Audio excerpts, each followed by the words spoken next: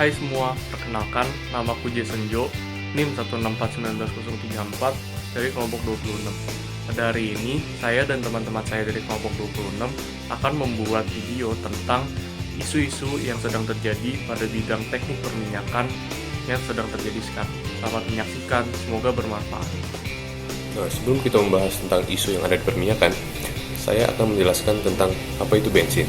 Nah, bensin adalah salah satu jenis bahan bakar yang digunakan dalam kendaraan bermotor yang terdiri dari rantai hidrokarbon lurus C7 sampai C11. Nah, bensin ini dibuat dari minyak mentah yang biasa kita sebut dengan petroleum, cairan berwarna hitam yang dipompa keluar dari dalam bumi. Sekarang saya akan membahas tentang harga minyak. Nah, harga minyak ini lingkupnya dunia dan sangatlah fluktuatif. Jadi banyak sekali faktor yang mempengaruhinya, yaitu yang pertama contohnya adalah politik dari negara-negara produsen, lalu permintaan minyak global, dan juga perkembangan teknologi dapat mempengaruhi harga minyak dunia. Dengan harga minyak yang sangat drastis disebabkan oleh banyak negara yang melakukan lockdown dikarenakan virus corona, di mana Tiongkok sebagai importir terbesar minyak melakukan lockdown sehingga permintaan minyak sangat berkurang. Untuk menanggulangi penurunan harga minyak yang drastis, OPEC sepakat untuk mengurangi produksi minyak dengan bekerjasama dengan Rusia. Akan tetapi, Rusia menolak sehingga terjadi perang dagang antara Arab dan Rusia, di mana terjadi produksi besar-besaran sehingga menyebabkan harga minyak sangat anjlok. Sejak tahun 1970, penurunan harga minyak secara drastis terjadi beberapa kali. Yang pertama yaitu pada tahun 1978 yang disebabkan karena Iran memotong produksi dan ekspor minyak. Penurunan yang kedua yaitu pada tahun 2008, di mana di tahun tersebut terjadi krisis finansial secara global.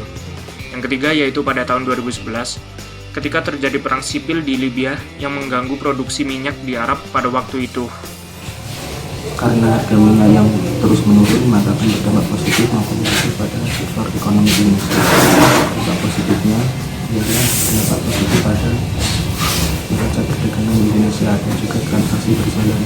Nah, selain itu, dampak negatifnya adalah banyak orang yang tidak mau investasi karena ekonomi yang lesu. Selain itu, penerimaan pajak dari sektor minyak juga menurun. Halo semuanya, perkenalkan, nama saya Riko, NIM 1641980.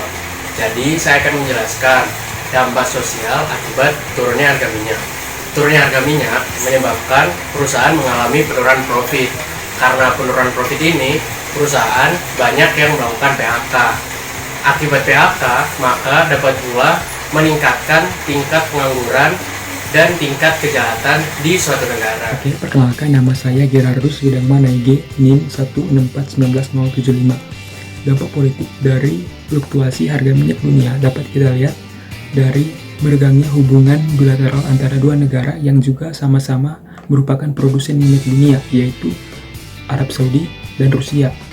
Nah, pada saat ini terjadi pandemi virus corona di dunia, sehingga bisa saja kedua negara akan kembali berunding untuk sama-sama mengurangi produksi minyak mereka. Solusinya yang pertama, dari produsen minyaknya mereka harus mengurangi produksi minyak, karena walaupun harga minyak turun, pembelinya tetap tidak ada. Ibarat seperti supply and demand, tetapi demand untuk minyaknya itu tidak ada. Yang kedua, bagi pekerja di bidang sektor perminyakan, mereka harus menyimpan uang terlebih dahulu sehingga ketika mereka terkena PHK, mereka bisa bertahan hidup sampai isu COVID-19 ini selesai. Karena setelah isu ini selesai, harga minyak pasti akan kembali naik dan perusahaan minyak pasti akan membutuhkan tenaga kerjanya kembali.